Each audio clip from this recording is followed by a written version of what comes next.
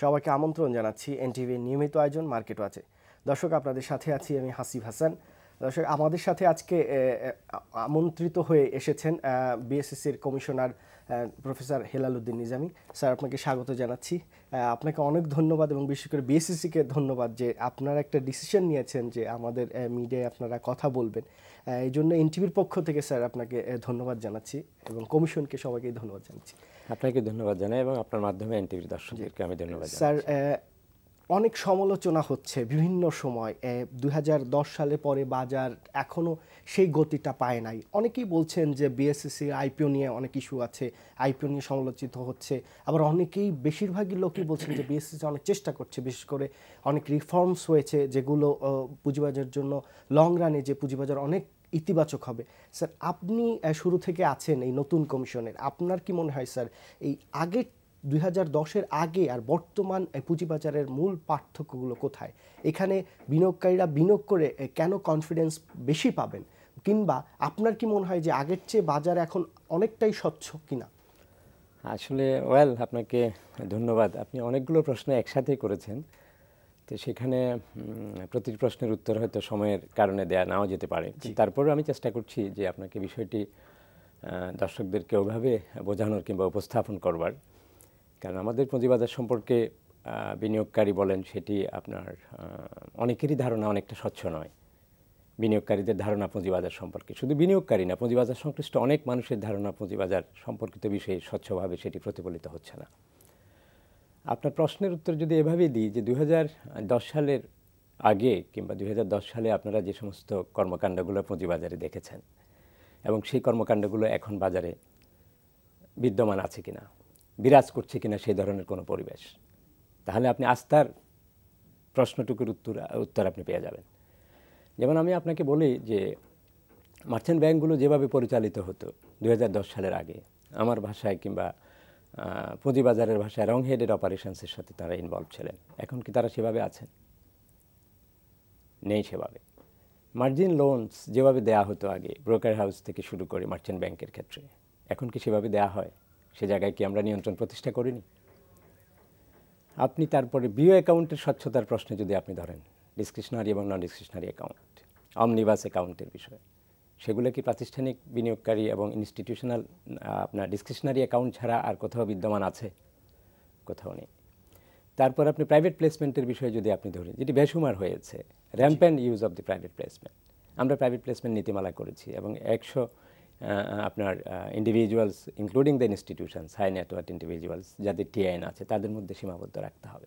সেটি এখন আর আগের মতো যত্রতত্র আর ওইভাবে সুযোগ নেই। তারপর আপনি যদি ধরেন যে insider trading, it was very very open secret issues at the time of the 2009 and 10. এখন কি সেটি হচ্ছে সেভাবে?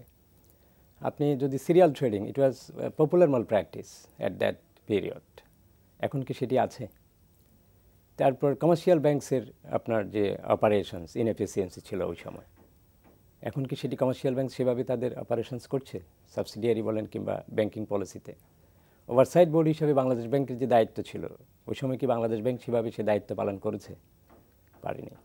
তো এখন আপনার এবং রিটেল ইনভেস্টরদের যে অনুপ্রবেশ ছিল মার্কেটে, বুঝে না বুঝে ওই সময় আর কি, সাধারণ বিনিয়োগকারীরা পুঁজিবাজারে যেভাবে অবাধ অনুপ্রবেশ করেছে তাদের লাভের আশায়, লোভের আশায়, কোনো রকমের ঝুঁকি বিবেচনায় না নিয়ে, সে ধরনের পরিবেশ কি এখন বিরাজ করছে?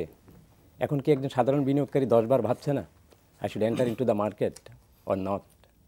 Or to some extent, to somehow, he's confused. That's not a bad sign even. And I'm not in a position to say it's a good sign. That's not at all a bad sign, because he's taking some sort of time to make his decision, either he should enter into the market or not. That's a good sign. Institutional প্রতিষ্ঠানগুলো যেগুলো, প্রাতিষ্ঠানিক বিনিয়োগকারীরা, then the period they behave at a day trader. তারা day ট্রেডারের মতো ভূমিকা পালন করত। আমি একটু শেষ করে দিচ্ছি যে আমি আপনাকে বলছি যে প্রশ্নগুলোর উত্তরটা আপনার কাছে আছে। তখনকার সিকিউরিটিজ অ্যান্ড এক্সচেঞ্জ কমিশন কিংবা ব্রোকারেজ হাউসগুলো, স্টক এক্সচেঞ্জ, তাদের বিষয়ে তো লিমিটেশনস ছিল, তারাও তাদেরকে সঠিকভাবে পরিচালিত করেননি ব্রোকার্সরা। কিন্তু সেই অবস্থার এখন পরিবর্তন ঘটেছে এবং finally the then SEC was emerged as the most inefficient and controversial regulatory bodies. তখনকার সিকিউরিটি এক্সচেঞ্জ কমিশনে যারা ছিলেন, খুব সম্মানের সাথে বলছি, তারা তাদের সঠিক দায়িত্ব পালন করেননি। এটি আমার ক্ষেত্রে যদি আপনি বলেন যে এখন audacity, no chance to deviate from this commitment. কিন্তু স্যার তাহলে যে সেই যে গতিটা এখন পাচ্ছে না কেন? হ্যাঁ, পেয়েছে, আগের চেয়ে ভালো হচ্ছে, কিন্তু সেই গতিটা কেন আসছে না বাজারে? এটি একটি পারসেপশনস। আপনি যে গতির কথা বলছেন, এটির একটা, আপনাকে এটা মাপতে হলে তো তার প্যারামিটার লাগবে, তার কিছু সূচক লাগবে, তার কিছু ইন্ডিকেশনসের মাধ্যমে আপনাকে বলতে হবে। কারণ পুঁজিবাজার রেগুলেশনস এবং পুঁজিবাজার সম্পর্কিত কোনো কমেন্টস খুব সুইফটলি করা যাবে না। গতি পাচ্ছে না, আস্থা নেই, এটি তো আপনার ভেগ টার্ম। আপনি কিসের আস্থা বলছেন, কাদের আস্থা, কী বিষয়ে আপনার পরিবর্তন হলে ইতিবাচক আস্থার জায়গাটা দাঁড়াবে, কতটুকু ব্লান্ডার করলে রেগুলেটরস সেই ধরনের আস্থার জায়গা থেকে বিনিয়োগকারীদের বিচ্যুতি ঘটবে। একটি উদাহরণ আপনি দিতে পারেন। আপনি কি দেখছেন এখন over the street hue and cry? Then the period তো আপনি দেখেছেন, people started their hesitations every time in against the regulators. Even as a government servant we are very very passionate and we took all in considerations to make the changes. পরিবর্তনের জন্য আমরা এত passionate ছিলাম, আমরা সকল বিবেচনা বোধকে আপনাদের ধারণ করেছি এবং সেভাবে আমরা পরিবর্তনের দিকে অগ্রসর হয়েছি। and one of the things I keep remembering, আমি এটা বলতে চাই যে সেটা হচ্ছে যে for a single times you cannot cite any examples that will lose our temperament to deliver our duties and responsibilities. Sir, আপনার কি মনে হয় যে এই ডিমিউচুয়ালাইজড স্টক এক্সচেঞ্জ আগের চেয়ে বেশি স্বচ্ছ হয়েছে?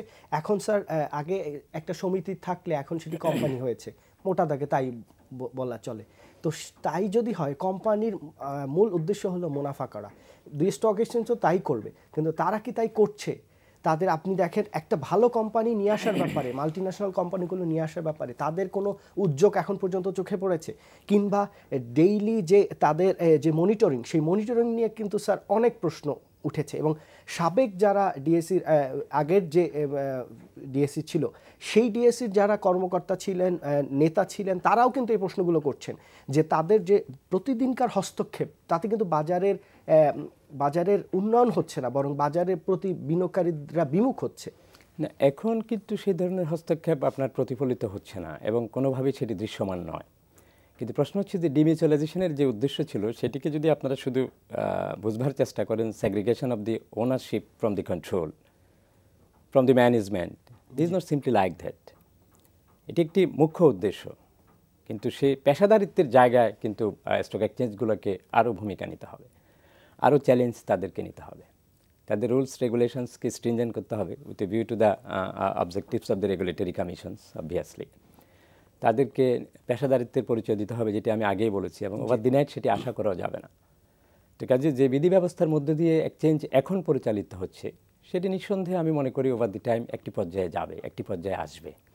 এবং যে অভিযোগগুলো শোনা যেত আগে, সেটি কিন্তু অনেক ক্ষেত্রেই তারা মিনিমাইজ করতে পেরেছে। এবং মনিটরিংয়ের ক্ষেত্রে স্বপ্রণোদিত খুব বেশি কিছু করছে আমার কাছে মনে হচ্ছে না। তবে তাদের জনবল সংকট আছে, পেশাদারিত্বের অভাব আছে, তাদের এক্সপার্টাইজের সমস্যা আছে, এবং তারা তাদের নিরঙ্কুশ নিয়ন্ত্রণ এখনও আপনার প্রাইমারি রেগুলেটর হিসেবে কিন্তু প্রতিষ্ঠিত করতে পারেনি। এর জন্য তাদেরকে যে কমিটমেন্টের প্রয়োজন, যে স্বচ্ছতার প্রয়োজন, সেই জায়গাটুকু তাদের নিজেদের অবস্থান থেকে তৈরি করে নিতে হবে। আমরা রেগুলেট করছি, আমরা রুলস রেগুলেশনস ফ্রেম করছি, কিন্তু পরিচালনার দায়িত্বে যারা আছেন, it depends upon the leadership strategy of the people who are involve with the demutualized stock exchange in operations. কারা পরিচালনা করছেন স্টক এক্সচেঞ্জকে, তাদের পেশাদারিত্বের উপর নির্ভর করবে। এখানে তো আপনি আর ব্রোকার ডিলারকে আগের মতো দায়ী করার খুব বেশি সুযোগ নেই। আমরা তো তাদেরকে ইন্ডিপেন্ডেন্ট ডিরেক্টরদেরকে গরিষ্ঠ রেখে স্টক এক্সচেঞ্জের বোর্ডকে পুনর্বিন্যাস করে দিয়েছি। এটি যথেষ্ট নয়, কিন্তু আসল জায়গায় আপনাকে আসতে হবে, সেটি হচ্ছে আপনার কমিটমেন্ট এবং পেশাদারিত্ব, এবং আপনার কতটুকু নৈতিক মনোবল এবং সাহস আছে যে এই পরিবেশের উপর নিয়ন্ত্রণ প্রতিষ্ঠা করবার জন্য আপনাকে দাঁড়িয়ে যেতে হবে, কাউকে না কাউকে চ্যালেঞ্জ নিতে হবে। এক্ষেত্রে স্যার, এই যে দুই স্টক এক্সচেঞ্জের পরিচালনা পর্ষদে যারা আছেন, অনেকেই বলছেন, বেশিরভাগ বিশ্লেষক বলেন, অর্থনীতিবিদ বলেন, বা স্টেক হোল্ডার অনেকেই বলছেন যে এখন যারা বোর্ডে আছেন তাদের অনেকেরই এই স্টক এক্সচেঞ্জে সময় দেওয়ার মতো সময় নেই, কিংবা যারা আছেন তিনি হয়তো আর্থিক খাত সম্পর্কে তার নলেজ কম, সেক্ষেত্রে স্যার এই সমস্যাগুলো কিন্তু থেকেই যাচ্ছে। না, এটি একটি জেনারেল পারসেপশনস, এটিকে সেভাবে না দেখলেও চলে এবং ভিন্নভাবে ব্যাখ্যারও অবকাশ আছে। সে দুর্বলতাটুকু থাকতে পারে। প্রথম দিকে যাদেরকে আমরা ইন্ডিপেন্ডেন্ট ডিরেক্টর হিসেবে অ্যাপয়েন্ট করেছি তাদের প্রায় 3 বছর শেষ হওয়ার উপক্রম হয়েছে, শেষ পর্যায়ে অনেকটা। তা আমার বিশ্বাস তারা ক্রমাগতই ভালো করছেন এবং প্রথম দিকে তাদের যে অবস্থা ছিল এখন আগের থেকে অনেক পেশাদারিত্বের পরিচয় তারা দিচ্ছেন ডিসিশন মেকিংয়ের ক্ষেত্রে, এটি দৃশ্যমান। দুই একটি উদাহরণ দেওয়ারও এখানে কোনো প্রয়োজন নেই, কিন্তু মূল জায়গাটুকু কিন্তু পলিসি মেকিংসের ক্ষেত্রে বোর্ডের যে দায় দায়িত্ব সেটি পরিপালিত হচ্ছে, কিন্তু এক্সিকিউশন লেভেলে যেখানে আমরা আপনার ম্যানেজিং ডিরেক্টর যিনি আছেন, এক্সিকিউশন লেভেলে সার্বিক দায়িত্ব কিন্তু তাঁর। কাজে বোর্ড পলিসি মেকিংয়ে সাপোর্ট দেবে এবং প্রথম দিকে তাদের যে আপনি যে পেশাদারিত্ব কিংবা এক্সপার্টাইজ রিলেটেড ফিল্ডের সেটি থাকতেই পারে। তা আমি মনে করি যে সেটি ওভারকাম করবার জন্য যথেষ্ট সময় তারা পেয়েছেন এবং ভবিষ্যতে আরও ভালো করবেন আমার বিশ্বাস। কিন্তু মূল জায়গায় আবারও আমি আসছি যে যিনি এক্সিকিউট করবেন, যার কাছে steering, the managing director, CEO of the stock exchanges, demutual stock exchanges, তাকে দায়িত্বশীল হতে হবে, তাকে তার আপনার ওই ধরনের অবস্থান তৈরি করতে হবে, ওই ধরনের মেসেজ তাকে বাজারে ট্রান্সমিট করতে হবে। আর তারপরে আপনার সিআরও, আমরা যাকে আলাদা চাইনিজ ওয়াল দিয়ে ঠিক করে দিয়েছি, যিনি রেগুলেটরি পার্ট দেখবেন, লিস্টিং পার্ট থেকে শুরু করে আদার রেগুলেটরি অ্যাফেয়ার্সগুলো যিনি দেখবেন। তো সুতরাং তিনি ইন্ডিপেন্ডেন্টলি কাজ করবেন, তিনিও যথেষ্ট দায়িত্বশীল ভূমিকা পালন করতে পারেন স্টক এক্সচেঞ্জের মনিটরিংয়ের ক্ষেত্রে, স্বচ্ছতার ক্ষেত্রে, জবাবদিহিতার ক্ষেত্রে, ইনকোয়ারি ইন্সপেকশনসের ক্ষেত্রে, ইনভেস্টিগেশনসের ক্ষেত্রে। তো সেই জায়গায় তাদেরকে আরও বেশি পেশাদারিত্বের পরিচয় সামনে দিতে হবে। এটি সময়ের দাবি। স্যার, এক্ষেত্রে কোনো বিনিয়োগকারীর যদি কোনো অভিযোগ থাকে যে প্রাইমারি রেগুলেটর হিসেবে তারা যে মনিটরিং করছেন, তাতে যদি কোনো বিনিয়োগকারী মনে করেন যে আমি এতে ক্ষতিগ্রস্ত হচ্ছি, তাহলে সেক্ষেত্রে বিনিয়োগকারীরা আসলে কি বিএসএসতে যাওয়ার কোনো সুযোগ আছে, আবেদন করার সুযোগ আছে? Any Times. আমাদের তো কাজ হচ্ছে আপনার এনফোর্সমেন্ট এবং মনিটরিং, সার্ভিলেন্স এগুলো পরিচালনা করা, মেইন ফাংশন এক্সচেঞ্জ কমিশনসের, অ্যাপার্ট ফ্রম আদার্স অন্যান্য কাজের মাঝেও। এখন বিনিয়োগকারীর যে কোনো অভিযোগ, সেটি যদি একটি আপনার অচেনা বিনিয়োগকারীও হয়, কমিশনের কাছে কোনো চিঠি দিয়ে সেটার প্রতিকার পায়নি এমন নেই। কমিশন কোনো কোনো জায়গায় যেটি দেখেছে যে স্টক এক্সচেঞ্জকে দিয়ে সে তদন্ত পরিচালনা করবার কিংবা অভিযোগের সত্যি যাচাই করবার, কমিশন সেটি করছে এবং ভবিষ্যতেও কমিশন সেটি করবে। এমনকি আপনাকে আজকে বলতে চাই যে কমিশনের একটি পরিকল্পনা আছে যে ইন ফিউচার ওয়েব বেসড, আপনার অনলাইন বেসড এই সমস্ত অভিযোগের নিষ্পত্তি করবার। আমরা খুব বেশি দিন সময় হয়তো নেব না, সেই ধরনের চিন্তাভাবনা আমাদের আছে। কারণ বিনিয়োগকারীদের অভিযোগ প্রথমত যে স্টক এক্সচেঞ্জে আসবে এমন নয়, কমিশনে অনেক বিনিয়োগকারী অনেক বিষয়ে অভিযোগ করতে পারেন। স্যার, আমরা বিভিন্ন সেগুলো আমরা সেভাবে আমরা বিভিন্ন জায়গায় ঘুরে এই সাংবাদিকতার খাতিরেই আমরা বিভিন্ন স্টেক হোল্ডারদের কাছে যাই, সেখানে কিন্তু যারা মার্চেন্ট ব্যাংকার্স আছে, ব্রোকাররা আছে, তারাও এমনকি এই দুই স্টক এক্সচেঞ্জ সম্পর্কে তাদের অভিযোগ করেন। অভিযোগটা এরকম যে তারা এই জিনিসটা যদি আইন অনুযায়ী করতেন তাহলে হয়তো এটা এরকম হতো না, সেক্ষেত্রে কিন্তু তারা কোনো প্রতিকার চাইতে পারেন না। এবং একটা প্রচলিত একটা কথা আছে যেটা দীর্ঘদিন ধরে চলে আসছে, যে ডিএসসি ন্যায় হোক অন্যায় হোক, তারা যখন এসএসসিতে কোনো কমপ্লেন করেন তখন এসএসসি সে ব্যাপারে একটা অ্যাকশন নিয়ে নেয়। এই জায়গা থেকে কিন্তু ডিএসসির বিরুদ্ধে কেউ কথা বলতে রাজি না। না, সেটি আমি মনে করি যে তাদের সাথে প্রতিনিয়তই আমাদের যোগাযোগ আছে এবং বিভিন্ন ফর্মে আছে, বিভিন্নভাবে আমাদের সাথে যোগাযোগ আছে এবং আমরা সকলের সহযোগিতা নিয়ে আপনার পুঁজিবাজার পরিচালনা করছি এবং শুধুমাত্র নিয়ন্ত্রণকারী সংস্থা হিসেবে আমরা নিয়ন্ত্রণই করছি না, ফ্যাসিলিটেটরের ভূমিকায় আমরা আছি এবং সে অর্থে সেই ধরনের কোনো অভিযোগ আমলে নেবার মতো কমিশনের কাছে আসেনি। অভিযোগ তো স্যার না আসার কারণই তো ভয়।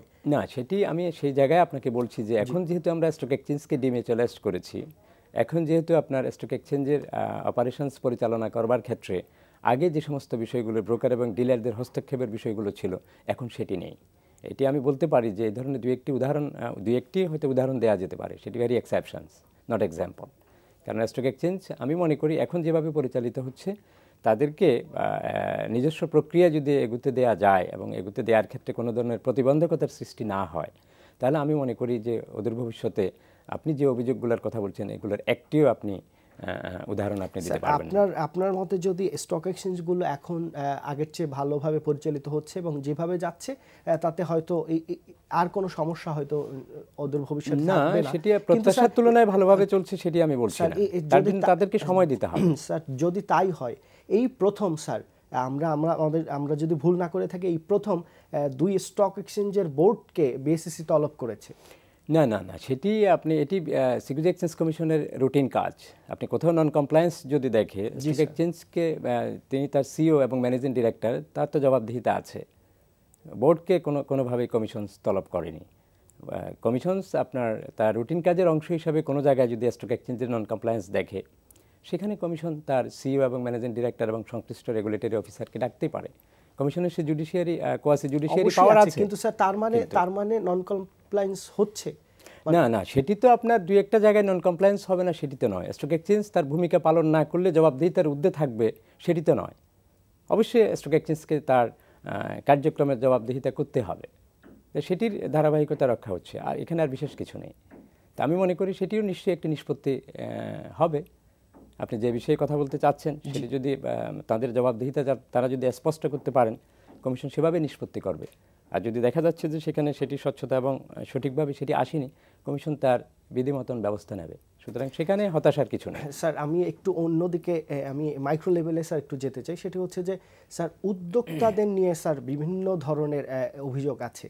অভিযোগের সত্যতা কতটুকু সেটা বিএসইসি বা স্টক এক্সচেঞ্জ তদন্ত করে দেখবে, যে তারা বেশিরভাগ কোম্পানি তালিকাভুক্তি হওয়ার পরে তার উদ্যোক্তাদের একটি অংশ এটার সাথে ইনভলভ হয়ে যায় এবং তারা শেয়ার ব্যবসার সাথে জড়িত থাকে। তার প্রমাণটা স্যার আমি একটু বলে নিই। তার প্রমাণটা এইভাবে তারা বোঝানোর চেষ্টা করছেন যে দেখা যাচ্ছে কোনো কোম্পানির এই ডিভিডেন্ড ভালো দিল, কারণ ইপিএস ভালো দিল, তার এক সপ্তাহ আগে থেকেই ওই কোম্পানিটার শেয়ার প্রাইস বাড়া শুরু করলো। কি হিউজ ভলিউম। আপনি যে লেভেলের বিষয়গুলো বলছেন এগুলো অনুসন্ধানের বিষয়, এগুলো আসলে এইভাবে বক্তব্যের মধ্য দিয়ে সঠিক চিত্র উপস্থাপন করা যাবে না এবং কারো চাহিদাও পরিপূর্ণ হবে বলে আমি মনে করছি না। কিন্তু স্যার এই বিষয়ে সজাগ কি না? আমি কমিশন সবসময় সজাগ। এখন প্রশ্ন হচ্ছে যে উদ্যোক্তাদের সম্পর্কে যে প্রশ্নগুলো আছে, আমাদের কর্পোরেট কমপ্লায়েন্স ইস্যুজ আছে, আমাদের কর্পোরেট গভর্নেন্স পলিসি আছে, গাইডলাইন্স আছে। আমরা স্টক এক্সচেঞ্জকে ডিমিউচুয়ালাইজ করবার আগেও তাদের কর্পোরেট ফাইন্যান্স ডিভিশন খুলবার জন্য নির্দেশ দিয়েছে এবং তারা করেছেন। এর বাইরের যে বিষয় পারসেপশনগুলো প্রিভেইল করে মার্কেটে, সেগুলোকে সকল ক্ষেত্রে আপনার ওইভাবে কগনিজেন্সে নেবার মতো বিষয় থাকে না। কমিশনের কাছে যখন আসে, কমিশন সেগুলোকে খতিয়ে দেখে। মানে এই ক্ষেত্রে যদি সকল কিছু আবার বাজারে ট্রান্সমিট করবার বিষয় হয়নি। ঠিক আছে, আপনারা যে পারসেপশন উপর ধারণা করে আপনারা কথা বলছেন, পুঁজিবাজার ক্ষেত্রে আপনাদের অ্যাটিটিউডের কিছু পরিবর্তন দরকার হবে।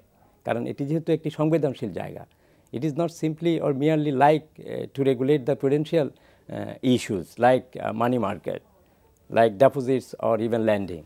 It is stocks, it is equities, it is fund. There is prevailing every time risks. The accountability all the times, you have to be careful for your accountability and transparency since morning to the evening. কিন্তু এটি Prudential রেগুলেটরির মতো নয়। সেই জায়গায় আমি বলছি যে আপনাদের দৃষ্টিভঙ্গির পরিবর্তন প্রয়োজন আছে, তা না হলে বাজারে কিন্তু ভুল ব্যাখ্যা এবং ভুল বার্তা যাবে। আমরা অনেক কষ্ট করে এই জায়গায় বাজারকে নিয়ে আসার চেষ্টা করছি, যাতে করে আস্থা এবং বিশ্বাসের জায়গায় অন্য কোনো বিভ্রান্তিকর বক্তব্যের মধ্য দিয়ে সেগুলো কোনো ভুল বার্তা বিনিয়োগকারীদেরকে না দেয় এবং চূড়ান্ত বিশ্লেষণ আমাদেরকে তখন ভুল বোঝার সুযোগ সৃষ্টি হয়। তো কাজে আমি মনে করছি যে এই সমস্ত ক্ষেত্রে, সকল ক্ষেত্রে এখনকার পরিস্থিতিতে কথা বলা যায় যে জবাবদিহিতার ক্ষেত্রে কাউকে বিন্দুমাত্র ছাড় দেওয়া হচ্ছে না এবং হবে না। স্যার, আমি যদি অর্থনীতির দিকে তাকাই, যে এখন আগের চেয়ে একটা স্টেডি অর্থনীতি আমরা দেখছি। মানে সূচকগুলো আপনি যদি তাকান, সব সূচকগুলোই পজিটিভ। আপনার ক্যাপিটাল মার্কেটের স্থিতিশীলতা এসেছে, কিন্তু এটির যে একটি মানে আপ ডাউন যে একটা ভাইব্রেশন থাকবে, সেটি কিন্তু লক্ষ্য করা যাচ্ছে না। আপনি যদি বলেন এই অর্থনীতির অন্য সূচকগুলোর সাথে ক্যাপিটাল মার্কেট কিন্তু সেভাবে তাল মিলিয়ে এগোচ্ছে না, এই জায়গাটা স্যার কি করলে আপনার মনে হয় বিএসইসি এ ব্যাপারে কি পদক্ষেপ নিচ্ছে বা বিএসইসি পরিকল্পনা কি? আসলে আপনি যে অর্থনীতির সূচকের কথা বলছেন, এটি একটি পজিটিভ সাইন যে আমাদের শুধু নিজস্ব বিশ্লেষণ নয়, আপনি যদি ধরেন বাংলাদেশ ইকোনমির যে পোটেনশিয়ালিটি এখন আছে, বাংলাদেশ ইকোনমির যে সম্ভাবনা এখন আছে, it is not unnoticed even in the viewpoint of the Goldman Sachs. তারাও এটিকে বিবেচনায় নিয়েছে কিভাবে নিল তারা এটিকে বিবেচনায়?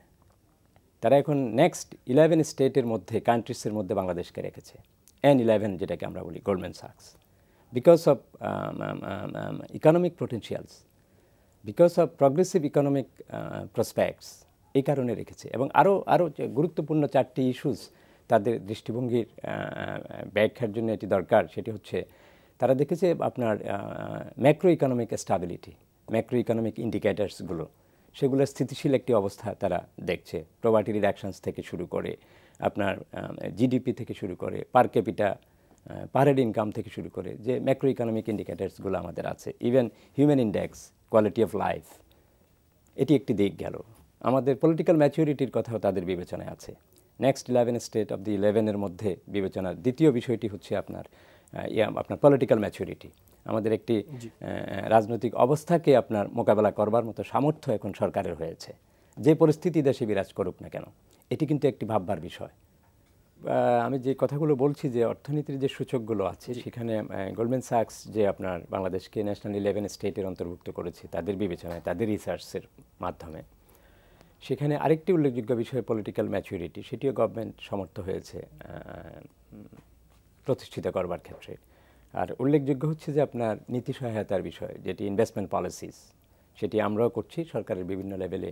আর যারা অর্থনীতিকে নিয়ন্ত্রণ করেন, বাংলাদেশ ব্যাংক আছে, বিনিয়োগ বোর্ড আছে, তারা যার আঙ্গিকে আমরা নীতি সহায়তা, গভর্নমেন্ট এসব পলিসি সাপোর্ট দিয়ে যাচ্ছে। এবং চূড়ান্তভাবে আরেকটি চতুর্থ যে ফ্যাক্টরটা কাজ করেছে গোল্ডম্যান স্যাক্সের ক্ষেত্রে, সেটি হচ্ছে এডুকেশনস। এবং সেই এডুকেশনসটা আপনি quality educations, not in terms of higher level educations আর ইউনিভার্সিটি লেভেল এডুকেশনস, এই এডুকেশনসটা apart from that level also these are included. But capital মার্কেটের যে আপনার পারসেপশনসটুকু, আমি সেটার সাথে এটার একটি রিলেট করবার চেষ্টা করছি, যে financial literacy of the maths people, investors, তাদের ক্ষেত্রেও কিন্তু অনেক গুণগত পরিবর্তন আপনি দেখতে পাচ্ছেন এবং দৃশ্যমান হচ্ছে।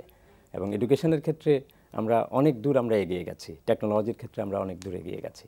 এই সমস্ত বিবেচনায় নিলে বাংলাদেশের অর্থনীতি, বাংলাদেশে যদি এটি একটি ছোটো মাপের অর্থনীতি, ছোটো সাইজের অর্থনীতি, আমাদের অর্থনীতির কাঠামো, আমাদের পুঁজিবাজারের যে অবস্থান অর্থনীতিতে, সেটি জিডিপির মার্কেট ক্যাপিটালাইজেশনস নট ওভার দেন 25%।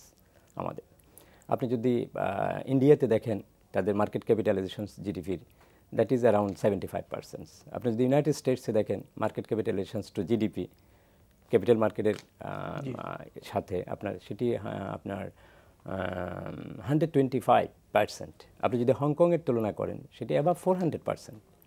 তো সেই জায়গায় আমরা আমাদের পুঁজিবাজারের যে মার্কেট ক্যাপিটালাইজেশনস অ্যারাউন্ড $42 বিলিয়ন, সেটি 25% অফ আওয়ার জিডিপি। তা আমরা ছোটো আকারের হলেও আমরা আশা করছি যে বাংলাদেশের অর্থনীতি যে গতিতে অগ্রসর হচ্ছে, থিঙ্ক অ্যাবাউট আপনার রূপপাল, এটাকে কী বলবো আমি, nuclear power plant, think about elevated express of Dhaka, think about আপনার economic zones all around the nations, বাংলাদেশের সকল ক্ষেত্রে যে অর্থনৈতিক অঞ্চলের পরিক্রমা। আপনি পদ্মা ব্রিজের কথা বলতে পারেন, আমাদের পদ্মা ব্রিজ যে আমরা যেভাবে নিয়েছি। আপনি আমাদের বিদ্যুৎ সেক্টরের কথা যদি আপনি বলতে পারেন, যেখানে আজ থেকে 2009 সালে 3,500 বিদ্যুতের চাহিদা বাংলাদেশে ছিল, এখন সেটি 12,000 15,000-এর চাহিদা বিদ্যুৎ উৎপাদিত হচ্ছে। আরও পরিকল্পনা সেরকম আছে। সেই অর্থনীতির সাথে না, সেটি আগাবে, ইটস গুড সাইন। আপনাকে আসতে হবে সেভাবে। Over the night think about আপনি আইটি সেক্টরের কথা আপনি যদি ধরেন, আমাদের আইটি সেক্টরে 2009 সাল পর্যন্ত আপনার টোটাল আমাদের ছিল $2,50,00,000 আপনার $। তা এখন গত 15-16 বছরে আমরা 30 কোটি আপনার $, আমাদের আইটি সেক্টরের রপ্তানি। তা আপনি IMF বলছে যে আমরা তো রেমিটেন্স এবং আপনার কি বলবো, গার্মেন্টস সেক্টরের আমাদের যে রপ্তানি আয়, সেটার ক্ষেত্রে তো অব্যাহত এবং ধারাবাহিকভাবে আমরা অগ্রসর হচ্ছি। তো এগুলো কি প্রমাণ করে না বাংলাদেশে একটি স্থিতিশীল অর্থনৈতিক অবস্থা বিরাজ করছে? এবং তার সাথে পুঁজিবাজারের যে বিষয়টাকে আমরা চাচ্ছি, আপনি দেখেন 10 বছর আগে পুঁজিবাজারের $13 বিলিয়ন ছিল মার্কেট ক্যাপিটালাইজেশনস। আমরা তো অ্যারাউন্ড 6 ইয়ার্স এখানে কাজ করছি, এখন $42 বিলিয়ন। পুঁজিবাজার কি সেভাবে গ্রো করছে না? সেভাবে অগ্রসর হচ্ছে, কিন্তু আপনাকে ওভারনাইট চিন্তা করতে হবে না। আমি আগেই বলেছি যে আপনাকে আমি কম্প্যারিজনটা দেখিয়েছি ইউনাইটেড স্টেটসের সাথে, ইন্ডিয়ার সাথে, হংকংয়ের সাথে। তাদের আপনার মার্কেট ক্যাপিটালাইজেশনের যে প্রপোর্শন আমি দেখালাম, সেটার সাথে আপনি আমাদের অর্থনীতির গ্রোথটাকে আপনি দেখেন। আপনি আমাদের অর্থনীতি for the last several years GDP growth কিন্তু 6 to 7%-এর কাছাকাছি পর্যায়ে। আপনি দেখেন আমাদের অর্থনীতির যে অবস্থান আমাদের বাংলাদেশের অর্থনীতি 56 ইন দ্য গ্লোবাল সিচুয়েশনস, 56তম অর্থনীতি আমাদের অবস্থা, ইন্ডিয়ার 9th ইকোনমিক সিচুয়েশনস। তা আপনি পজিশনস, তা আপনি দেখেন আমাদের অর্থনীতির যে বিন্যাস এবং বিস্তার এবং আমাদের অর্থনীতির যে সীমাবদ্ধতা, সেটির সাথে পুঁজিবাজারের তুলনা করলে আমরা খুব বেশি পিছিয়ে নাই। অবশ্য আমাদের প্রত্যাশার একটি জায়গা হচ্ছে এটাই যে আমরা প্রতিনিয়তই পরিবর্তনের চেষ্টা করছি, প্রতিনিয়তই আমরা পুঁজিবাজারকে একটা উন্নয়নের সূচকের মাপকাঠিতে একটি নির্দিষ্ট জায়গায় নিয়ে যাওয়ার জন্য আমরা চেষ্টা করছি। স্যার, আপনি একটু আগে বলছিলেন যে সরকার নীতি সহায়তা দিচ্ছে, মানে সরকার নীতি সহায়তা পাচ্ছেন এবং আমরা কিছু কিছু ক্ষেত্রে দেখছি, কিন্তু নীতি সহায়তার কথা যখন আসে তখন তো এই বিষয়টাও চলে আসে যখন বিআরসি থেকে আমরা তিতাসের ঘটনাটার মতো ঘটনা দেখি, আপনাদের সাথে আলোচনা না করে তিতাসের কমিশন কমিয়ে দেওয়া হয়েছে। আমরা যখন দেখি স্ট্যান্ডার্ড ইন্স্যুরেন্সকে ইড্রা এখানে তার লাইসেন্স বাতিল করে দেয়। তো এক্ষেত্রে আপনি যে যারা ফরেন ইনভেস্টর যারা আছেন তারা যখন বিনিয়োগ করবেন বাংলাদেশের অর্থনীতি বিভিন্ন সেক্টরে, তখন কিন্তু এই বিষয়গুলো দেখেন, বিশেষ করে যখন ক্যাপিটাল মার্কেটে তারা ইনভেস্টমেন্ট করবেন তখন কিন্তু এই বিষয়গুলো দেখেন। এবং এই তিতাসের ঘটনার পরে আপনার অনেক ফরেন ইনভেস্টর যারা আছেন তারা কিন্তু সরকারি শেয়ারে বিনিয়োগ কমিয়ে দিয়েছে। আসলে কোন ক্ষেত্রে বিএসসিসি কি করেছে? বিএসসিসি সরকার সর্বোচ্চ মহলে কথা বলেছে? আমি আপনাকে বলি, আসলে ব্যাপারটুকু সেভাবে নয়। আমি হয়তো এখানে আজকে আসছি সেই বিষয়ে ব্যাখ্যা বিশ্লেষণ দেওয়ার জন্য নয়, এটি জবাবদিহিতার কোনো জায়গা নয়। আমি আপনাকে জানাতে চাই, বিনিয়োগকারীদেরকে জানাতে চাই, কমিশন তার অবস্থান থেকে যা কিছু করবার দরকার, আপনি যে বলছেন যে সরকারের দৃষ্টি আকর্ষণের বিষয়, আমরা সকল জায়গায় আমরা কথা বলেছি এবং যারা এই কাজটুকু করেছেন, বিআরসির কথা বলেন, ইড্রার কথা যদি আপনি যদি বলেন, আমি দ্ব্যর্থহীনভাবে বলতে চাই এটি ইচ্ছাকৃত না, এটি অজ্ঞতাপ্রসূত। আমরা ধারাবাহিকভাবে সে জায়গায় আমরা পৌঁছে যাচ্ছি। আমি ইচ্ছাকৃতভাবে তারা করেছেন সেটি আমি বলবো না, এটি অজ্ঞতাপ্রসূত হয়েছে। তারা বুঝতে পারেননি যে এখানে সিকিউরিটিজ রেগুলেটর আছে, তারা জানতে চাননি যে এই ধরনের ক্যাপিটাল রেজিং যদি পুঁজিবাজার থেকে করা হয় এবং বিনিয়োগকারীদের স্বার্থ যেখানে সংশ্লিষ্টতা থাকে স্বার্থে, সেই সাথে রেগুলেটরদের সাথে কথা বলতে হয়, এই বিষয়টি তাদের ধারণায় ছিল না। এবং শুধু সেই ক্ষেত্রে নয়, শুধু এনবিআরের ক্ষেত্রে একই সমন্বয়হীনতা তো আমরা লক্ষ্য করছি, বাংলাদেশ ব্যাংকের ক্ষেত্রেও তো আমরা একই সমন্বয়হীনতা লক্ষ্য করছি। আমরা কোঅর্ডিনেশন মিটিংয়ে এগুলোকে ক্রমশই সংকুচিত করে নিয়ে আসছি। আমাদের আলোচনা হচ্ছে, রেগুলেটরদের মধ্যে এগুলোর আলোচনা হচ্ছে, আমরা সেগুলোকে আস্তে আস্তে সংকুচিত করে নিয়ে আসছি। সে কারণে আমি বলতে পারছি যে ইগনোরেন্সের যে জায়গাটুকু থেকে এগুলো করা হচ্ছে, সেগুলো অ্যাওয়ারনেস বিল্ড আপের মাধ্যমে, সমন্বয়ের মাধ্যমে সেগুলো সংকুচিত হচ্ছে। Bangladesh bank last monitoring policy ঘোষণা করবার সময় যে পুঁজিবাজারের আইপিও কস্ট কমানোর কথা বলেছে, সেটি তো আমাদের বিদ্যমান পলিসি এবং বাস্তবতার সাথে একেবারেই বৈসাদৃশ্যপূর্ণ। স্যার, আইপিও প্রসঙ্গটা যখন আসলো, স্যার আইপিও নিয়ে যদি একটু আপনার বা কমিশনের মতামত জানতে চাই, যে অনেক সমালোচনা হয়েছে, সরকারের বড় বড় সচিব বা মন্ত্রীরাও আইপিও নিয়ে কথা বলেছেন, কিন্তু আসল ঘটনাটা কি?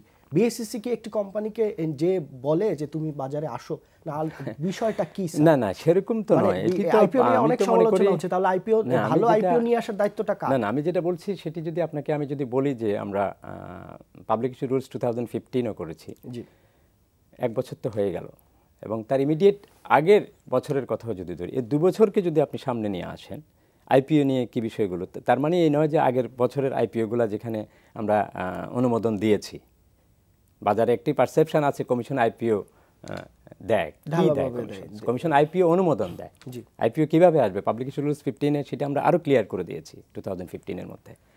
এখানে কমিশনের ভূমিকা হচ্ছে, কমিশন কোনো দিন প্রাইস নির্ধারণ করে না। Commission must not be in a position to fix any price in any way of any IPO. That would be determined by the issue manager and the issuers, subject to the performance of their financial statements of the issuer companies. এবং সেখানে due diligence দিতে হবে আপনাকে সিএফওকে, এখন থেকে সিএফওকে due diligence দিতে হবে, যে তার preferred statements represents the sound and accurate আপনার ফাইন্যান্সিয়াল সিনারিওস, তাকে সেই ধরনের ডিউ ডিলিজেন্স দিতে হবে। ইস্যু ম্যানেজারকে এখন ডিউ ডিলিজেন্স দিতে হবে, যে সে আগের বছরের আইপিওগুলো যে সে ম্যানেজ করেছে, ইস্যু ম্যানেজ করেছে গত কয়েক বছর, সেগুলোর এখন কি অবস্থা আছে, কি স্ট্যান্ডার্ডে আছে, তাকে সেই জবাবদিহিতার আওতায় আনতে হবে। তারপরে আসেন আপনি সবচেয়ে চূড়ান্তভাবে, হিস্টোরিক্যালি সারা ওয়ার্ল্ড যেখানে ডিপেন্ড করে আইপিও অনুমোদনের ক্ষেত্রে অ্যাকাউন্টসের উপর, 2010 সালের আগ পর্যন্ত তো সব ফল্টি অ্যাকাউন্টস ছিল। সেখানে 25% রেভিনিউ গভর্নমেন্ট লস করেছে 2010 সালের আগে সেই সমস্ত ফাইন্যান্সিয়াল ইঞ্জিনিয়ারিংয়ের কারণে। এটি তো ওপেন সিক্রেট টু অল। কিন্তু এখন রাইট নাও ফাইন্যান্সিয়াল ইঞ্জিনিয়ারিং হচ্ছে না। না, আমি সে কথা বলছি না, জি। কিন্তু ফাইন্যান্সিয়াল ইঞ্জিনিয়ারিং বন্ধ করবার জন্য আমরা কর্পোরেট গভর্নেন্স গাইডলাইন্সকে আপনার মডারেট করেছি। কর্পোরেট গভর্নেন্স গাইডলাইন্সকে কমপ্লায়েন্সের আওতায় আমরা তাদেরকে নিয়ে আসছি। এখন ফাইন্যান্সিয়াল স্টেটমেন্টসের অ্যাকুরেসি অডিটর সাহেব তো অডিট করবেন, কখনো সিএফও সাহেবকে প্রিফেয়ারারকে কোনোদিন আইনের আওতায় আনা হয়নি। এখন তো ফাইন্যান্সিয়াল রিপোর্টিং অ্যাক্ট হয়েছে গত বছর, ফাইন্যান্সিয়াল রিপোর্টিং কাউন্সিল হবে, এখন অ্যাকাউন্টস প্রিফেয়ারারকে হয়ে যাবে। ফাইন্যান্সিয়াল সিএফওকে এখন আপনার অ্যাকাউন্টস প্রিফেয়ারারকে এখন আপনার আইনের আওতায় নিয়ে আসা হবে।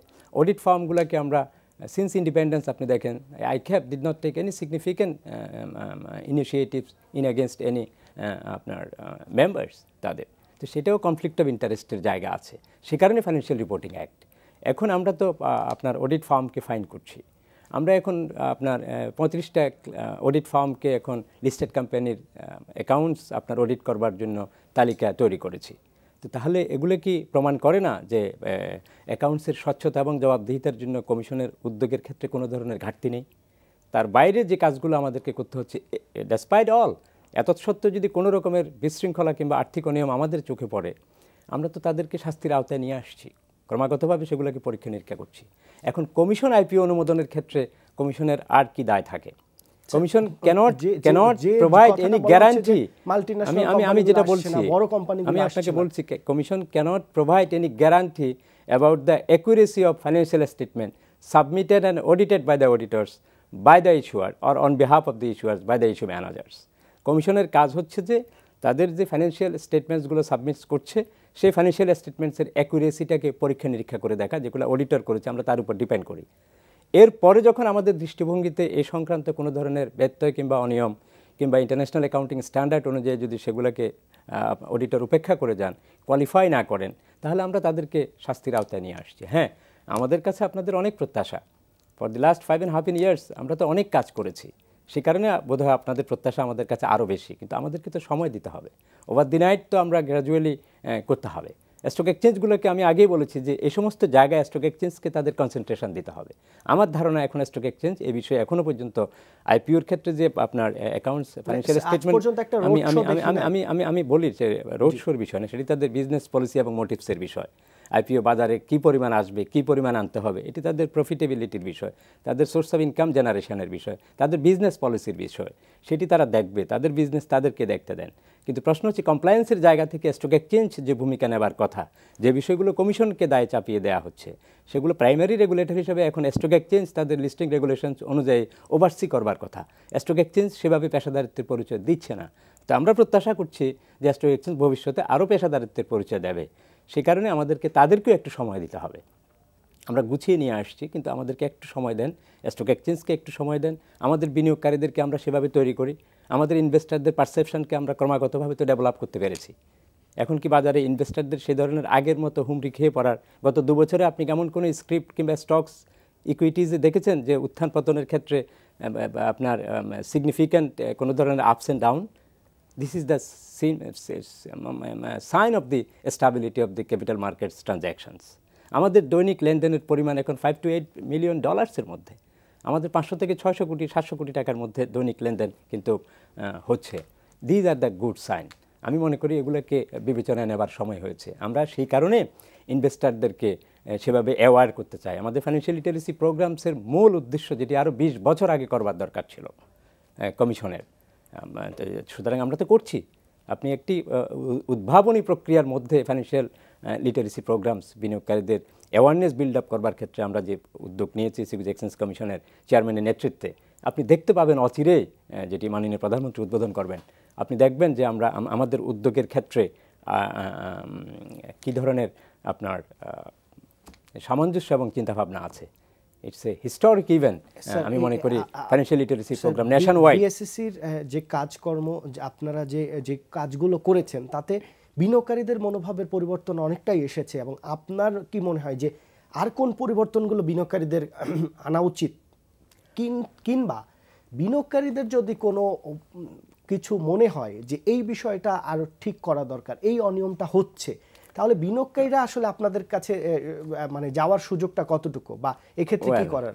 আমি বলছি, আগেই বলেছি, আবার রিপিট হচ্ছে, সেটি হচ্ছে যে আপনাদের সকল প্রত্যাশা রেগুলেটর কেন্দ্রিক, নিয়ন্ত্রণকারী সংস্থাকে নিয়ে। আসলে এখানে তো অপরাপর সেলফ রেগুলেটরি অর্গানাইজেশন আছে, স্টক এক্সচেঞ্জ আছে, প্রত্যেকের ভূমিকা আছে, বিজনেস আছে তাদের।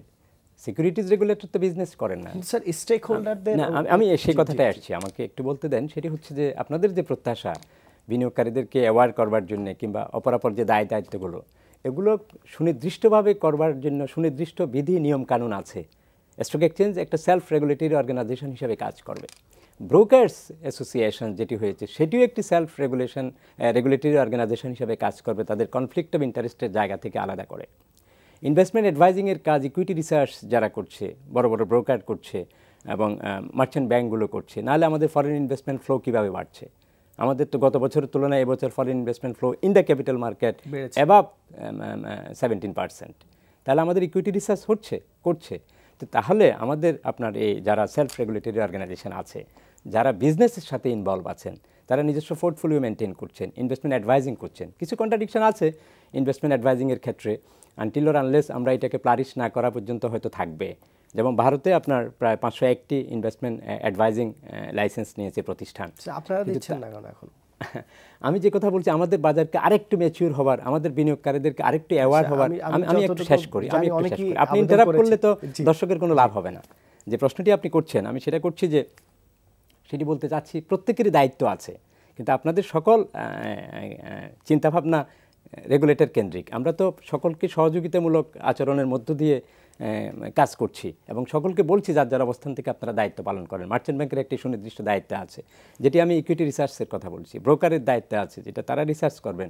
তারা রিসার্চ করার পরে বিনিয়োগকারীদেরকে অ্যাডভাইস করবেন, কিন্তু সেটি রিকগনাইজড হতে হবে। সিকিউরিটি এক্সচেঞ্জ কমিশন এখন যে বিধিমালাটি প্রণয়ন করবার জন্য চিন্তাভাবনা করছে ভবিষ্যতে, সেটি করবে ইনভেস্টমেন্ট অ্যাডভাইজিং সার্ভিস। সেখানেও আপনার মিউচুয়াল ফান্ড এবং আপনার ইনভেস্টমেন্ট ডিস্ট্রিবিউশন যারা করেন, তাদের সাথে ইনভেস্টমেন্ট অ্যাডভাইজিং সার্ভিসের একটি মৌলিক পার্থক্যের জায়গা রাখতে হবে। কিন্তু আমরা নতুন আইন না করা পর্যন্ত কিন্তু সেটি একাকার হয়ে আছে।